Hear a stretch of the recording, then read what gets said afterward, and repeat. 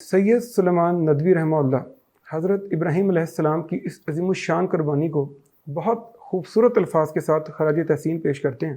آپ فرماتے ہیں کہ یہ گوشت اور خون کی قربانی نہ تھی، یہ دل اور روح کی قربانی تھی۔ یہ اللہ کے راستے میں ہر غیر اللہ کی محبت کی قربانی تھی۔ یہ اللہ کی اطاعت، عبودیت اور کامل زندگی کا بے مثال نمونہ تھا۔ یہ تسلیم و رضا اور صبر و شکر کا وہ عظیم الشان امتحان تھا کہ جس کو پورا کیے بغیر آپ علیہ السلام کو دنیا کی پیشوائی نہیں ملنی تھی۔ حضرت ابراہیم علیہ السلام کی طرف سے اپنے واحد لخت جگر کا خون زمین پر بہانا نہ تھا، بلکہ اللہ کے راستے میں اپنے تمام جذبات، احساسات، خواہشات، آرزوؤں کو اللہ کی رضا کے لیے قربان کر دینا تھا، اور اللہ کے ہر فیصلے کے سامنے اپنی ہر مرضی اور اپنے ہر ارادے کو معدوم کر دینا تھا۔